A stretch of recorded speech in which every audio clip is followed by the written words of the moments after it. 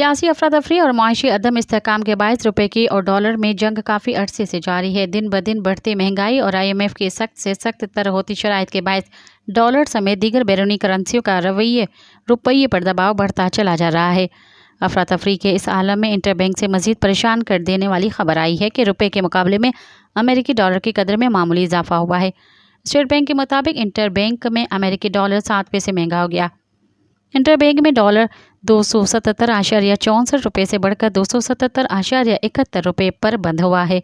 दूसरी जानब कारोबारी हफ्ते के पहले रोज़ पाकिस्तान स्टॉक मार्केट में कारोबार का मनफी इख्तिताम हुआ है। 100 इंडेक्स 177 पॉइंट्स की कमी से बंद हुआ। 100 इंडेक्स 81,114 की सतह पर कारोबार का इख्तिताम हुआ। आज 14 अरब रुपये मालियत के 29 करोड़ शेयर्स का कारोबार हुआ। मज़ीद ख़बरन ऐं तफ़सीलात लाइ विज़िट कयो असांजी वेबसाइट www.awamiNewsHD.com ऐं ॾिसंदा रहो अवामी न्यूज़ HD।